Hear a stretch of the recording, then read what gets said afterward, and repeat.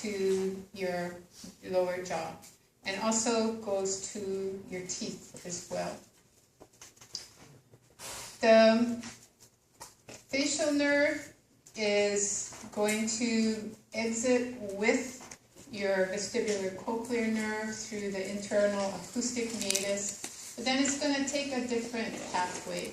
It's going to come out the stylomastoid foramen to the back behind your ear, come forward to the muscles of facial expression, and then it's going to have another branch that will go into your middle ear and help control the amplification of sound through the middle ear. And it will also have a branch that's going to go to your tongue for tastes of sweet and sour and salty. The sorry, I forgot. So this is a distribution of your facial nerve. So temporal branch, zygomatic, buccal, mandibular, and then cervical branch. If you take your left hand and your right hand and you put it onto the patient's face, pretty much the direction of your fingers with your fingers spread wide open, that will point you in the direction of each of these branches. So your thumb will be the temporal branch, and your first finger will be zygomatic, then buccal, then mandibular, and then your last one will be your cervical branch. 8 exits with facial nerve here, but the cochlear branch will head to the snail, that twisting like structure that looks like a snail. That will be your cochlear branch of 8, and this other one will go to your semicircular canals, utricle and sacral. That's your vestibular branch of 8. The vestibular branch is for balance, angular movement, semicircular canals, linear movement, utricle and sacral, and then hearing. The bass and high frequency, low frequency will be sensed at different parts of the cochlea, and then based on where the cochlea responds, certain fibers will fire and go to a very specific part of the temporal lobe.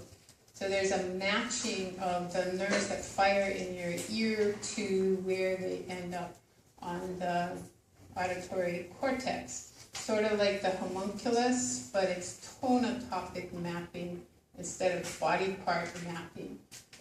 So high frequency goes to a very specific part, and low frequency goes to a very specific part, and intermediate frequencies kind of divvied up in between. Glossopharyngeal is going to be a mixed nerve. It takes bitter information from the back of your tongue and from your oropharynx. And it also will help to control the swallowing reflexes in the back of your throat, so pharyngeal. And then outside the tongue and your pharynx, it also is going to bringing information from your stretch receptors in your carotid sinus and your chemoreceptors in the carotid body. That will be afferent information that's being sent to your respiratory centers and your cardiovascular centers. So blood pressure sensed by the sinus, and blood CO2, and in very critical low O2, we'll also look at O2 and send information to the brainstem to control respiratory rate and heart rate. And then vagus, name means the wanderer. It goes everywhere. It's 90% of your parasympathetic output is the vagus nerve. Goes to your head, goes to your throat for swallowing. goes to your esophagus, goes to your heart, goes to your blood, to your respiratory system, to your GI system.